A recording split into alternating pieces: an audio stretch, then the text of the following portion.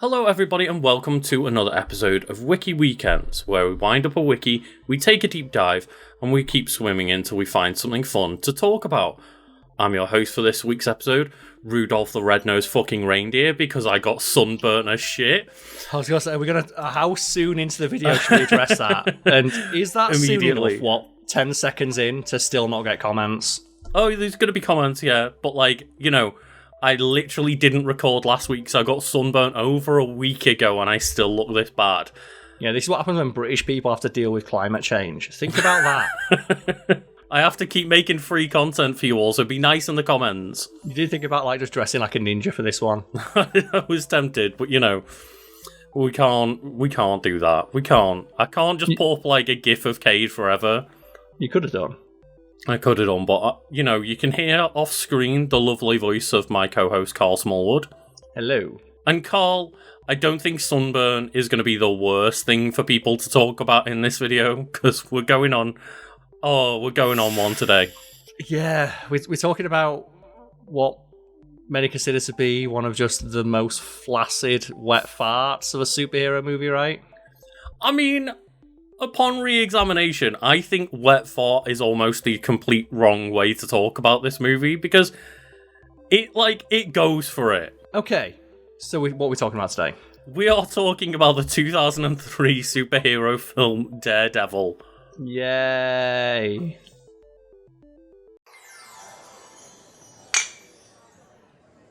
And the thing about Daredevil is, it's not just bad, it's meme-worthily bad. And if people wanted to share memes about this movie and how much it sucks ass, there's a place they could do that, couldn't there? Over in our community Discord, link to which you can find below, you can just go and chat some shit with our community about how bad Daredevil is. But if you want to be able to post images and memes and stuff of your favourite just dumb parts of Daredevil or the bad superhero movies, you can go and join our Patreon for $1 tier or above. You can support us, and that way you can just go and just chat the most amount of shit about this movie.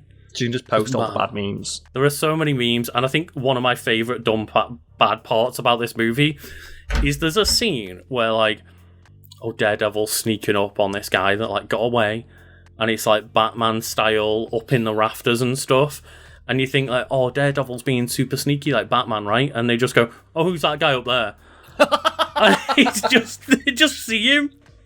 He's just chilling in the rafters of this bar, and they can all just see him. Do they ever make a joke of what are you, blind? And Daredevil's kinda, yeah. They don't.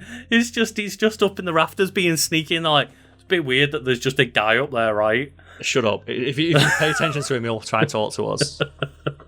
I like that they just nod, they allude to the fact that's a really stupid thing. Of course you'd see a guy hiding in the rafters. It's Yeah, you would. Lucas, do you notice when there's a small spider in the corner of your room? Oh, yeah. You notice, and then what do your eyes do when you're trying to distract it? You're continually looking up to see where that spider is, you're right? Constantly just checking, is the guy in the weird superhero suit gone away yet? Now imagine if the spider was 6 foot tall and dressed like a fucking just Halloween-themed dildo. Kingpin's got my back, bro. How you doing, sweetie? What's up? Look at that. Is that guy for real? To clarify, I don't want people to come out of this thinking, well, Lucas seems to be defending this film. However, going back in a 2024 perspective and rewatching this film like I did a couple of weeks ago, it at least is trying to have fun and do some weird things.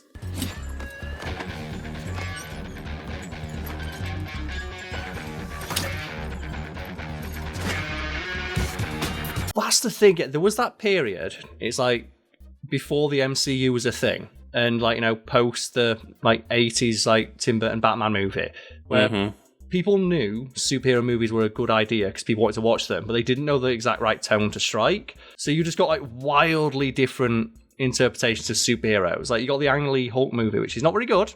It's not a very good movie, but you can tell that because there'd not been an established format for what a superhero movie is, quote unquote. Yeah. Ang Lee got really creative with the editing, the weird comic panel shifts he does between scenes.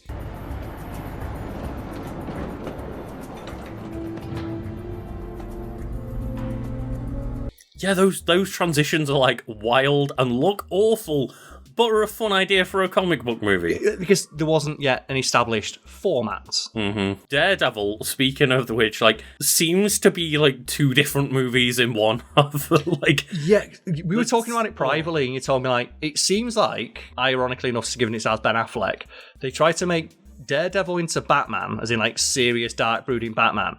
But then Colin Farrell comes in, like, and he's playing a villain from 60s Batman. Yeah, basically. Well, the Irish piece of trash.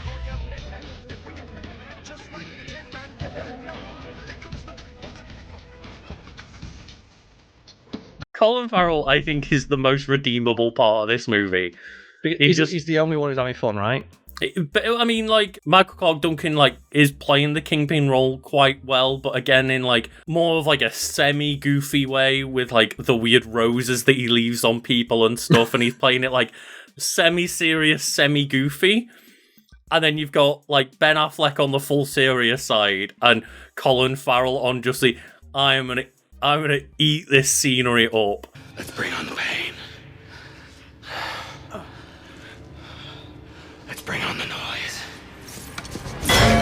At the end of the day, this is a movie about a blind ninja who dresses like a devil and beats up people in Halloween costumes. It's like when, like, Batman movies take themselves too seriously. It's like Dark Knight Rises and Dark Knight, all great movies, but at the end of the day, it's a billionaire ninja furry beating up a guy dressed like a clown. It's true, right? And, like, The Dark Knight, we always, like, joke about, you know, always brooding and it's dark, and it is one of the best movies I've ever seen. This thing is, though, it's not always brooding. No, He just no. starts the Tony has like, look, Heath Ledger's performance, he's having fun. Mm-hmm. And then Christian Bale Batman does have a little bit of fun. Like, I like the bit where he walks inside. A little bit, not enough. I wish he had a bit more. It's like, come on, Bruce, you are Rick. It's like, it's never believable that the Bruce Wayne Christian Bale plays is the billionaire playboy. Even though they keep calling him in, like, the first couple of movies, like, oh, the billionaire playboy, Bruce Wayne. It's like, you never really see that other than, like, the one bit of, like, oh, he took the entire Russian ballet on a boat trip. You look tired, Alfred. You'll be alright without me? You can tell me the Russian for apply your own bloody suntan lotion. And I do wish they lean more into that. I think, like, the idea that he has to maintain this persona he doesn't like. Like, I like the bit where he's like, he walks into the restaurant with just the two Playboy models, and they start dancing in the fountain. It's like, I don't think they're allowed to do that. It's like, yeah, it is. I bought the place. He's like, when? Now? Is it? That's not how transactions work, but it makes for a fun movie scene, right? I think it is when your name's Bruce Wayne. Yeah. It's like, sir, I am not the owner. I am merely, like, a doorman. He's like, you grab him and you say, you see that building over there? The one with, like, Wayne written on it? Yeah, and you see how much bigger this building is than this one? I own this building now. You know, a W that's as big as this building is? Yeah. That's me. Again, you go through, like, you know, the typical superhero origin bit, where it's explaining who Matt Murdock is as a kid with his dad, and, like, how he never gives up and all this, and, you know, the whole first half hour is just setting up, like, who Daredevil is, etc., etc. But then all of a sudden you just get, like, the introduction of Bullseye, and the first scene that Bullseye is in, I think it's not the first scene, but it's like the second scene that you see Bullseye in. The first scene, he's just killed someone with, like, I think it's like a paper clip that he just straightens out and throws into a guy's throat.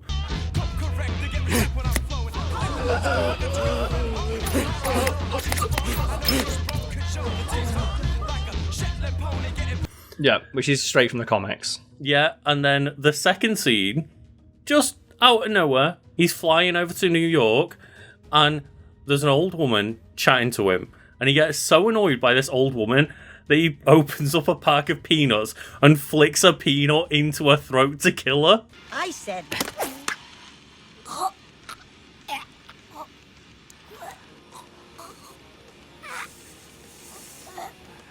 If that was the tone of the entire movie, this movie would be like, it'd be like Batman Forever, where it would have got bad reviews at the time, people would look back fondly on it for its camp value, but it doesn't want to commit. It straddles, it's wearing too many hats. It is, yeah, and it takes, like, Daredevil and Elektra very, very seriously, even though some of it should be so comical. Jennifer Gardner appears as, like, Elektra, And before she's even entered the coffee shop that Ben Affleck and Jon Favreau, I forgot Jon Favreau was Foggy in this. No, whatever, sure. And it's like, yeah, sure. So he turns to Foggy, and before she enters the building, he's like,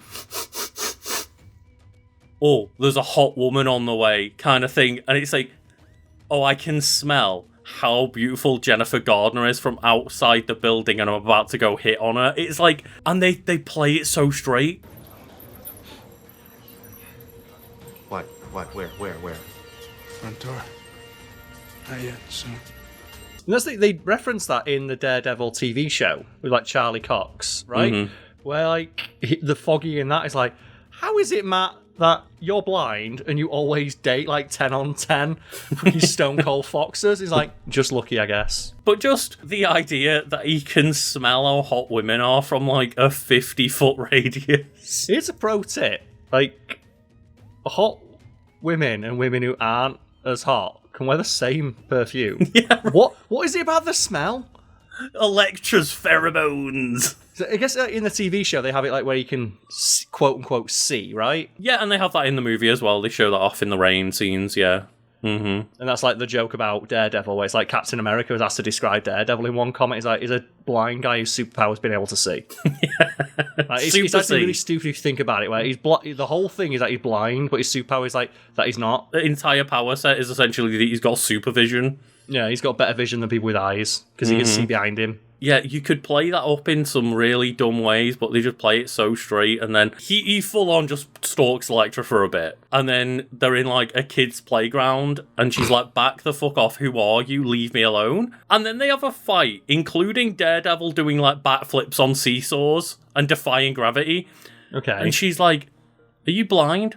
Oh yeah. Oh, okay. So that's the thing, is that we're going to keep mentioning the TV show, but one thing about Charlie Cox's performance, this is a thing that's like apparently for blind people and people who have like vision impairments, it's really annoying how blind people are portrayed on TV, because they're either portrayed as like having superpowers because, oh, your other senses are heightened, or like bumbling idiots, and the truth is somewhere in the middle. And there's a great, I forget which TV show, it's like a Law and Order episode or something like that, where they needed a blind person. They actually hired a person who's blind, and they have the director keep going over and saying to them, can you act more blind? It's like, what do you mean? It's like, well, you walk through the scene too confidently and bump into anything. It's like, because generally, I can feel out the layout of a room with my cane. I'm really good at not walking into things. Like, yeah, but that's not what people expect from a blind person. Like, well, no one's met a blind... 90% of people don't know what a blind person acts like, so they've never met one. I'm blind, this is how I act. It's like, yeah, that's not how we expect you to act. It's like all those stories, isn't it, of like casting agents and directors and stuff talking to people that they expect should have like more foreign accents, and he's like, you know, can you just like do your accent a bit more? What accent? I'm from New Jersey. Yeah, what do you mean? So just do your accent like more. Is that, oh, you want me to just be a stereotype then? Got it. Right, okay, yeah. Great. You don't want to say that. It's one of those stupid things of like, yeah, I get that obviously blind people are very competent because for the most part, like, you know, they've been learning how to maneuver as blind people for a long time. So that makes sense. But when he's backflipping perfectly onto seesaws, like, maybe you should question whether this dude's blind. So does every guy have to go through all this just to find out your name? Try asking for my number. That's like the criticism. Like, I watched it once years ago and then never again. But the criticism I was aware of after the fact, with like people retroactively looking back, like, oh, it's a curiosity because Ben Affleck's in it as a Marvel character. Now he's Batman. It's like, he just doesn't act blind. And which is one of the things, like, I know he's not blind, but he can still see with his powers, quote unquote, but he still has an alter ego. The fact that people don't know he's Daredevil hinges on the fact no one suspects he's blind. Or no one suspects that the blind guy is the superhero. Yeah, like Matt Murdock, as Matt Murdock, not as Daredevil, keeps doing things that, like, would totally give him away as not being blind. And, like, obviously he is blind, but he's got the Daredevil superpowers, which basically make him not blind again. And that's one of the interesting things about watching, again, the TV show, of the fact that, like, Charlie Cox uses that. Like, one of my favourite things, like, the subtle fuck you things that he does to, like, he's arguing with a guy, and the guy tries to shake his hand, and he just stands. And obviously, we know that Matt Murdock knows he's got his hand out, But Matt Murdock's like, well, I'm blind, so I don't see it. And he just stands there and he leaves the guy hanging on the handshake for the insult. And he could have done it. That's what you should be doing, right? And, like, you know when there's, like, the Superhero Registration Act? Yeah. In this movie, if that had happened, and Matt Murdock didn't immediately say, like, yeah, I'm Daredevil, everyone would just be like, well, he's the Daredevil guy, right? Like, it's obvious he's the blind lawyer that keeps not being blind. I imagine he's just doing that shit in court, innit? I mean, they don't really do much court scenes in it, obviously, because it's meant to be, like, a relatively short superhero film that focuses on the superhero side. I get it, but they do use the line of, like, justice is blind, and it's, like, seemingly in that universe, that's, like, Matt Murdock's little catchphrase. To be fair, that's the thing. If you're a blind lawyer, use it. Yeah. Like, it reminds me, I forget what it is now.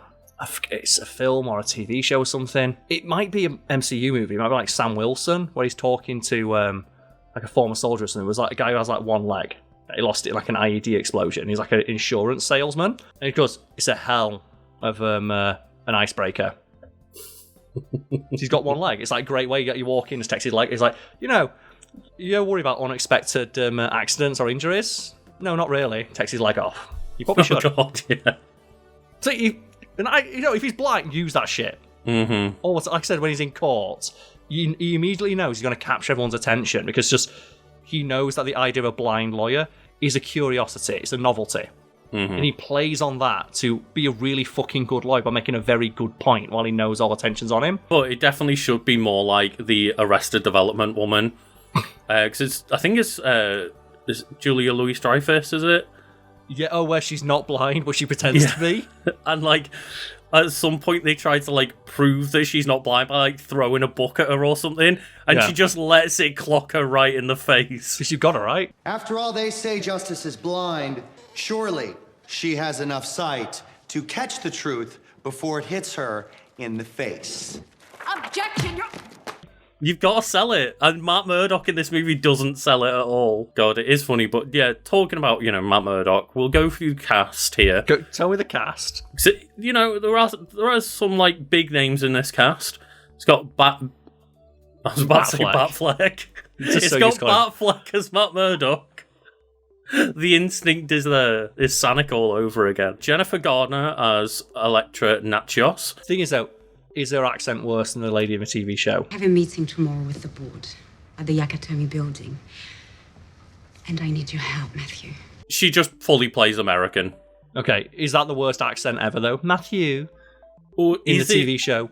Is it worse than Scarlet Witch and Quicksilver in Age of Ultron? Elizabeth Olsen, she just gave up, right? She gave up like 5 minutes into the movie, pretending to have like a vaguely European accent. I didn't expect. But I saw Stark's fear. I knew it would control him, make him self-destruct.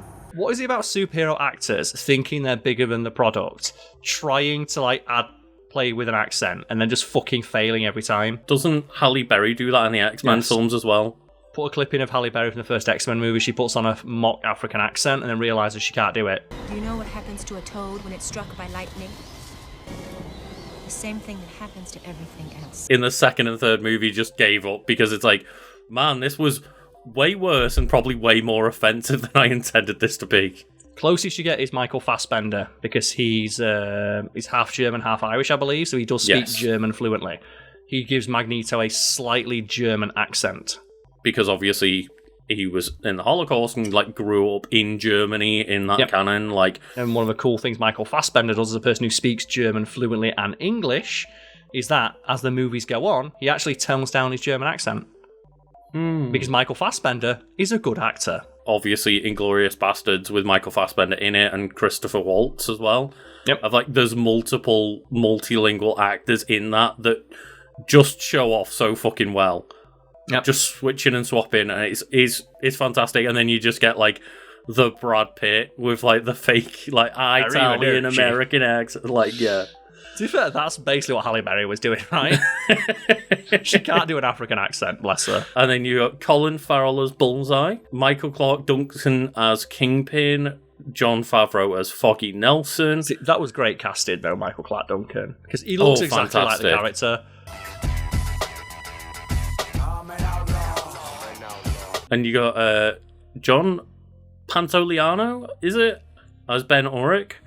I'm not sure how to say that name, but yeah. I got thrown off for a second because it's David Keith as Jack Murdoch, his dad. You thought Keith David. And for a second I was like, Keith David doesn't play that guy's dad. I definitely recognise if that wasn't his son.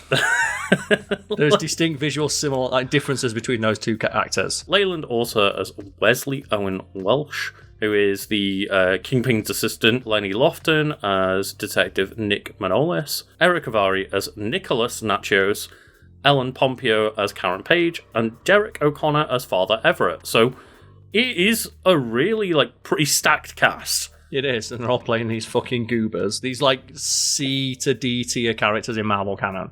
They are, yeah, and obviously some of them should be arguably bigger, but it's a very good cast. And again, it's just seemingly multiple different movies. There's the one bit when Ben Urich is for some reason Daredevil just lets a guy get cut in half by a train in the first scene, or one of the first Daredevil action scenes. Don't want to use your superpowers to stop that one, do you? Well, he throws the guy onto the train tracks and just lets him get cut in half by a train. What a hero. Justice is blind, Lucas. That's something the Punisher should do, right? And that's a Punisher move, yeah. It was made before there was any before they actually gave a shit about the canon of the characters. Daredevil doesn't kill people. It's he's Catholic. Mm-hmm. Killing people is kind of a big deal for a Catholic. Oh no, fuck it, come on the train. It looks cool, right? Yeah, obviously that makes the whole going to Father Everett and doing confession and stuff way worse, because Father Everett knows who he is, and seemingly has seen a headline of did Daredevil throw a guy in front of a train? It's a bit different than when he's oh, you shouldn't be beating people up, Matt. This is bad. Yeah. To go back to the point of the weird inconsistent tone, Ben Urich is yeah, I think this is something to do with Daredevil, and the police write him off completely. And then he throws a cigarette onto the ground and lights up a gasoline symbol of the DD Daredevil logo.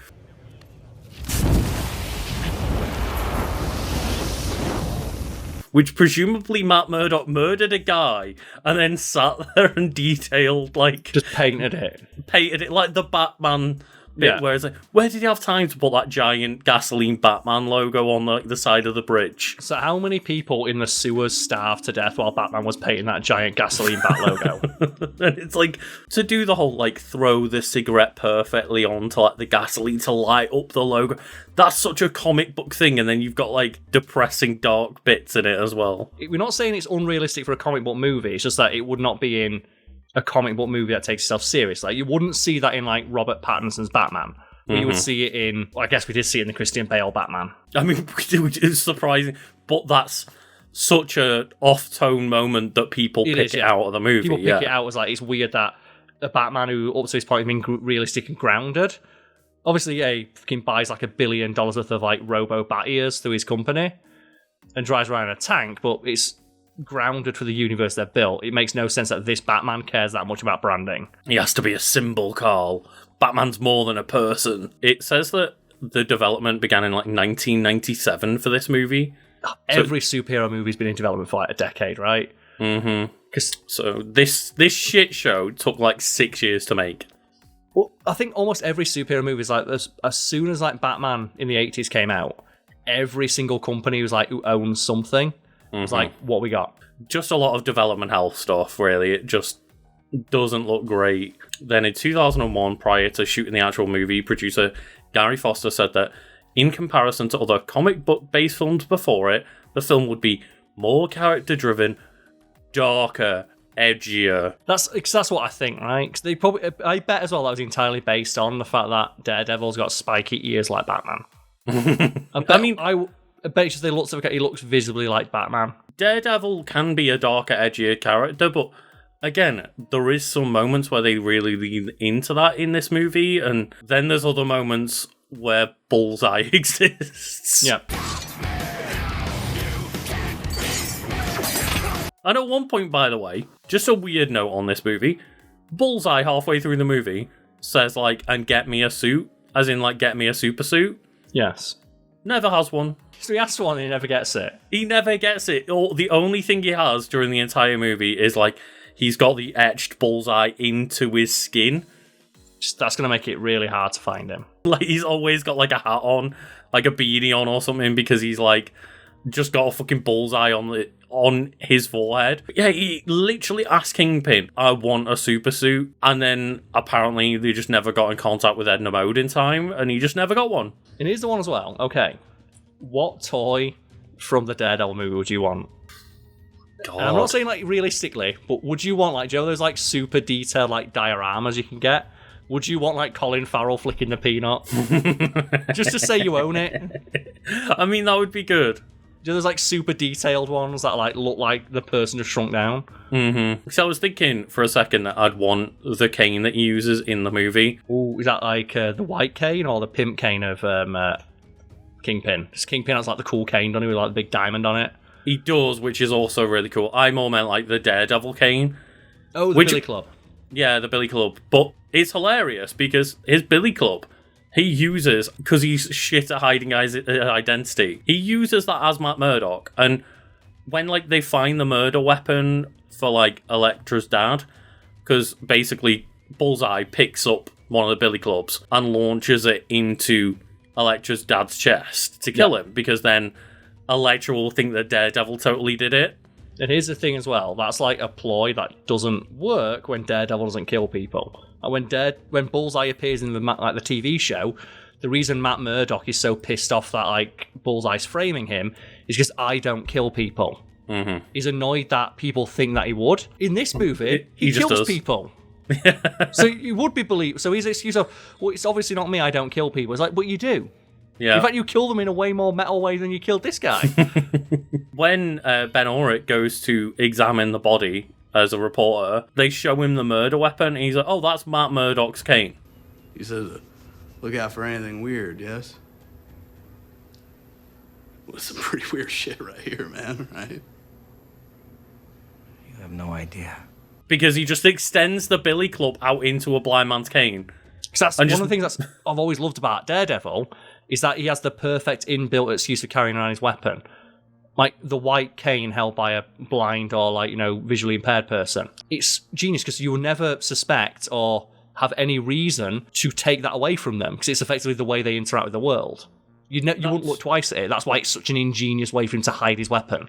It's very true, but when his weapon has Daredevil logos on it and has spikes built into it and stuff, it's like... It's not supposed to have identifiable aspects to it, because it's basically supposed to be able to just, at a moment's notice, flip it out into a blind man's cane and walk away. Mm-hmm. But this one's like the red Billy Club with like the Daredevil branding and like spiky weapons inside of it and shit, and like... And I've got a thing here as well, right?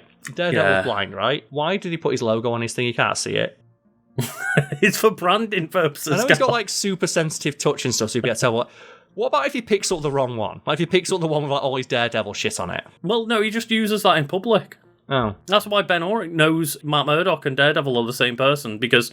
He just opens it up and it's like, he's just got Matt Murdock's passport in there or something. And it's funny here, because Marvel Studios executive Kevin Feige felt the script for Daredevil was one of the strongest Marvel had ever received. I guess it was at the time. What else had they made at that point? I guess it must have been, yeah. Yeah, that Silver Surfers movie. It says here, really, it spells out what kind of time period we're talking about, because 20th Century Fox raised the budget for the film after the success of Sam Raimi's Spider-Man. Spider-Man as well, like Sam Raimi, he makes Spider-Man really likeable. It's really hard to make a character likeable when they kill people with trains. And when they just, like, go into weird fight scenes with, like, zero gravity and none of it looks cool. The one thing I do think is cool in that one, though, is where it's the scene at the end where they put the sprinklers on and you can see the Kingpin. Yeah, they do that effect in the rain with Elektra as well, where she's like, I thought you were blind. He's like, explaining, well, just give it a second, it's about to rain. And then she's like, no, it's not. And because he's, got his super senses, it immediately starts pouring it down. Elektra looks up and goes, it's not about to rain. And then he just pisses down on the boat. It's like, you could probably have told by the clouds, Elektra, come on. Yeah. But yeah, and then it just shows like Jennifer Garner's face, like in that rain effect. And it looks all right considering it's from like 2003.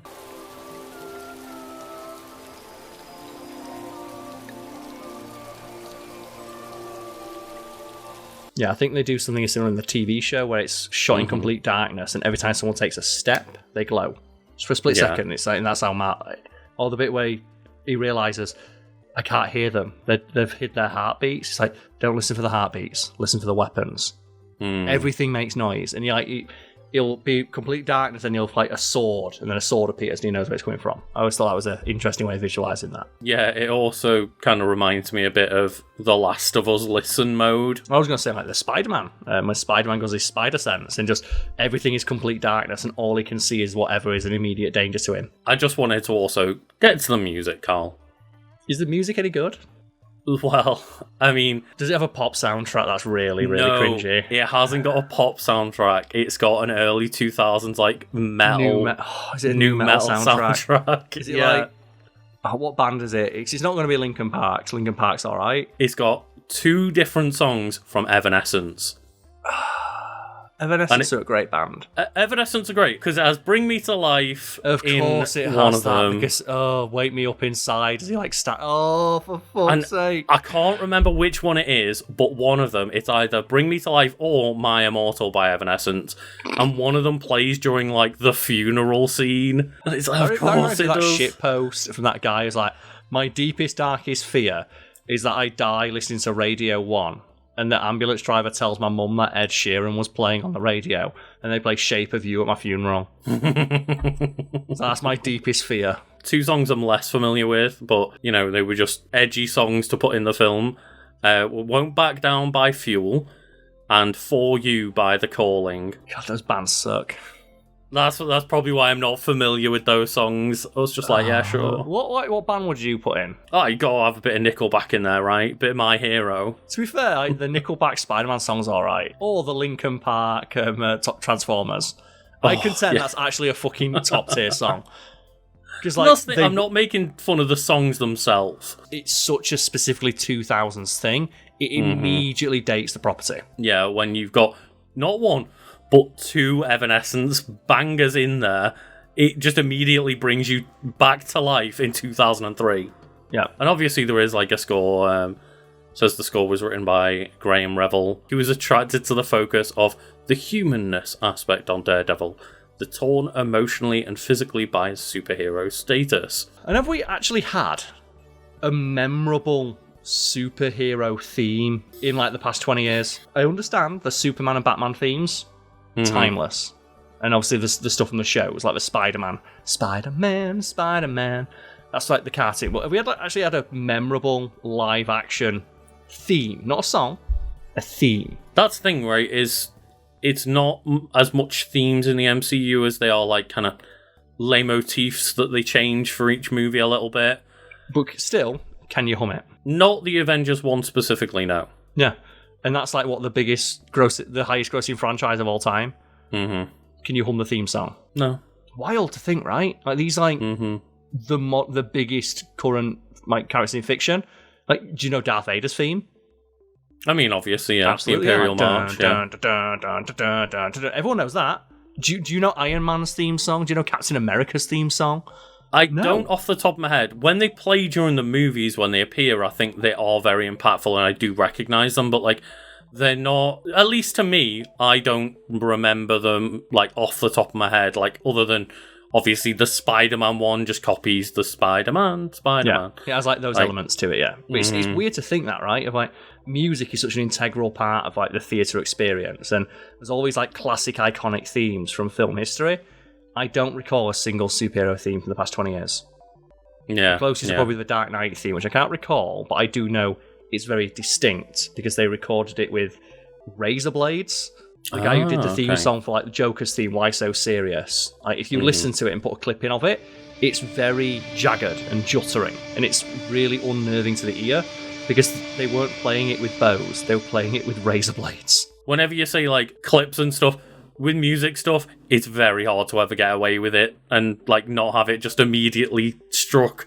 So we'll see whether I can get any of this stuff in the actual video or not. But I would recommend go out and listen specifically to the Joker's theme from The Dark Knight. It's not particularly memorable, like in terms of like the leitmotif or the melody, but just the way it sounds is unlike anything else I've ever heard in like a superhero movie. Just to wrap things up, Karl, it'd be interesting to just look at the critical response for this movie. Please tell me you got like 10 on 10. I was like, this is it. This is a new wave of cinema. They didn't at all. Review aggregator website Rotten Tomatoes, 43% of critics gave the film positive feedback based on 228 reviews, with an average rating of 5.2 out of 10. That seems about right. It's not the offensive. movie was filmed, it was shot, it was scored, it was on a sliding scale, competently acted. There was nothing much about this movie that on a rewatch stood out to me other than, as I say, just Bullseye being Bullseye. A critical consensus is roughly that Ben Affleck fits the role and the story is sporadically interesting. Daredevil is ultimately a dull, brooding origin story that fails to bring anything new to the genre, and I think that's one of the other things, right, is that it just didn't really do anything new. It's that thing as well of, after Spider-Man came out, it's basically the same movie. Yeah. Is it Daredevil was just poor man Spider-Man at that point? Yeah. Both of them are set in New York. Both of them have, a person in a comic book outfit flipping around New York and stuff. And, Tobey Maguire has a personality in that movie. You care about the characters. It's because, he's doing his best, right? And, you've got an even more over-the-top, awesome comic book villain in the form of Green Goblin. It will never stop cracking me up that they had one of the single most expressive character actors in the industry and put a fucking plastic Mac on his head. That's one thing just in my head now. I'm like, man, I am really upset that we never managed to get a movie where Michael Clarke Duncan and Willem Dafoe all managed to reprise their roles in one movie as those villains. I'm glad that Willem Dafoe got to come back, but the fact that he didn't get to Willem Dafoe it all the way up. One of the reasons I was inspired to go watch Daredevil in the first place was there are rumours that Elektra or Bullseye could potentially appear in Deadpool 3 as a cameo or something. And I was oh man, if Colin Farrell can be in that Deadpool film just to get the piss taken out of him for a minute. Because that's the thing is that I don't want Ben Affleck in it because his character sucked. But now you're talking about, I'm going to have to go back and rewatch Colin Farrell's performance to be I know that Deadpool movie's got a lot riding on it and there's a lot of people talking about who the cameo's going to be. It's I don't want to see the cameos from crap characters. I want to see the cameos from the villains who tried. I'm definitely not forgetting about that Bullseye performance. It's a bad movie and a bad performance, but at least it's just hammy and stupid.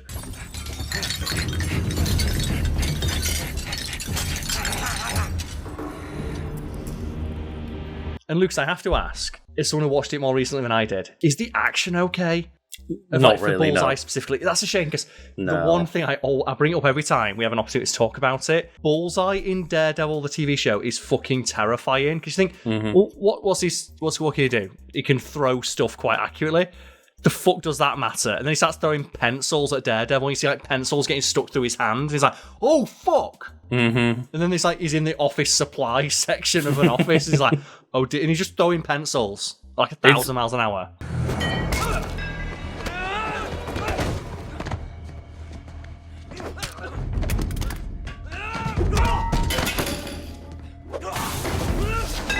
The bit as well where he gets billiard balls as well. Oh, imagine how much that fucking hurt, right? That hurt so much, the accuracy and strength that he's throwing those with. But here's the thing, right? What would be the worst thing for Daredevil to throw? Or not Daredevil, Bullseye to throw. So I think the billiard ball's a bad one, right? A billiard ball right to the temple. How dangerous a weapon are we going? I think, okay, what's the thing you would be most embarrassed to have, you got hit by it and have to go to the hospital and explain why? Yeah, because that's the thing. You could put him in a kitchen and he'd be terrifying, right? Just knives and shit everywhere. Of course that'd be terrifying, but I don't know, it'd be so much sillier if it's he took me down with a bunch of plushes. I think if it was something soft, because that's never gonna hurt, right? But you know, when you hit someone in a pillar fight and you hit with the corner where the buttons are, I think you'd be really good at that. Or those the plushy toys with the recording boxes in them, or the battery packs in them and stuff. Oh yeah, he just clocks you with one of them. The one that I remember as well is that. So you can find the clip. It's the scene from American Dad, where Roger's in prison, and he's talking about how they make one of these stupid prison sandals because they're afraid you're gonna hurt someone with them, and he holds up the slippers you get in a hotel. Mm-hmm. He's like you couldn't hurt someone with this thing. Francine, try and hurt me with this, and Francine, in 1/4 of a second, rips it out of his hand and shoves it in his mouth and punches it. Go ahead, try. Can't be done. Wow, Franny, props to you. I mean, I remember in another video you joked about, like, just how dangerous you'd be just walking down the street and just flicking a hot dog into your throat, and that always sticks with me. Like, you'd have no chance. Yeah, like the exact scene on the plane where this woman's just talking and he just pings a peanut into her mouth and kills her. The fact that we don't remember that happened. Yeah. When we had a perfect clip to showcase that, so he could do that. He could throw the peanut in there. She just instantly dies. Right next to it, and he just pretends for the rest of the flight that she's just sleeping on him. And it's just, that's the power of Bullseye. It's just one peanut is all he needs. There's always a chance, like, Joe, wear safety goggles or something, because however small the chance is when you're, like, cutting something or messing, like, a piece could fly up and hit you in the eye. You think, well, that's really, like, you know, it's super rare this could happen, but it's a chance, and it would be real bad if it did happen. That's going to happen when Bullseye's there. Give that man a bag of Doritos and he's going to blind half a room. Like, imagine, like, soup, those extra spicy Doritos, but you can throw them right into the corner of your eye where the tear duct is. And he could. Obviously, he gets hired to kill Elektra's dad, and I think he's meant to kill Elektra as well, and does in the movie, and then she, like, comes back with magic bullshit for the Elektra film, which I'm not going to watch and talk about. Yeah, no, let's not do that. He gets a real hard-on for Daredevil because Daredevil makes him miss a shot. And it's the first time he's ever missed. And he's like, I never miss. That's the kind of just weird, stupid performance that I don't really miss, but because of, like, the good movies that we've got now, it is fun back to go and, like, laugh at how bad those moments are. There's also what you can tell he's the only one having fun, right? Mm-hmm. And that's why I want him to be the one that if any of these fuckers got a cameo in Deadpool 3, it's the person who's having fun, right? Mm-hmm. And hopefully that does happen, but we'll have to wait for another, like, roughly a month until that happens. That movie is not out just yet. But when it is, expect to be a video on it. Well, I mean, I guess that can be a good tease, can't it? Because we do plan on doing a Deadpool versus Wolverine podcast around the launch of Deadpool versus Wolverine. We do indeed, yes. Yeah, that's just one of the exciting things that you'll be able to see later on this channel this month. And another thing that you'll be able to see this month at some point is videos that have been, like, voted for by our Patreon, Karl. Yes, indeed. For Karl, he put up a vote about My Hero Academia characters, and the Rabbit Hero Mirko won that poll, and Karl will be doing a video at some point this month on Mirko. For myself, it was a tie, so I'm going to have to put out a second poll with just 2 options for what video you want me to talk about for this month's Patreon vote for my video topic. Mm-hmm. So for my video topic, as you've watched this, it's, like, probably going to still be on the Patreon just to vote for a little bit longer, of whether you want to see me talk about Digimon or Spider-Gwen. That's a tough choice. Yeah, it is a tough choice, and one of those 2 topics will be talked about by me at some point this month. So if you're a member of our Patreon on the $5 tier, and you can go and vote for those polls, and we'll have another set of polls towards the end of this month for next month as well. So hell yeah, you can be over there on our Patreon, influencing our content and voting for topics every single month, and you'll get to have 2 votes, one for what I talk about and one for what Karl talks about. Other than that, if you'd like this video, then give us a good old like, subscribe, and just comment and let us know what your favourite, like, bad older superhero movie is that you have as, like, the guilty pleasure, because you mentioned earlier, like, Batman Forever. I think that is, like, Batman Forever's great. Batman Forever, I think, is the one that's more, like, fun to go back to than Batman and Robin. Yeah, Batman Forever is actually legitimately great if you watch it realising they were making a deliberate send-up to the 60s one. Batman and Robin is the same, but it goes even harder, and, like, that one is just so cluttered, right? It's just... There's too much, yeah. There's so much going on, but it is always fun, again, to see, like, just Arnold Schwarzenegger just enjoying being Mr. Freeze, like... Just what killed the dinosaurs. It's dumb and it's stupid. The Ice Age! It's so dumb and it's so stupid, but there's part of me that in hindsight does love them, knowing that they were, like, meaning to be intentionally bad. And again, they're not intentionally bad, they were making them campy. Exactly, campy and send up, yeah. Like, I do respect them a little bit more for that, but at the same time, they're not great, and they were what we had to deal with at the time, and it's just more fun as like a guilty pleasure, as I say. So let us know like what your favourite one of those like weird, bad, guilty pleasure movies is. And if anyone says Catwoman, I'm not going to believe you. Yeah, we didn't even talk about Catwoman, because Catwoman's just not worth talking about. It's not worth mentioning. Catwoman and Elektra, they both go even beyond like the so bad it's good. No, they're at that point where they're so bad, they're not even funny bad. They're just bad. Mm-hmm. They're not funny bad in a way that's fun to talk about. They're just bad.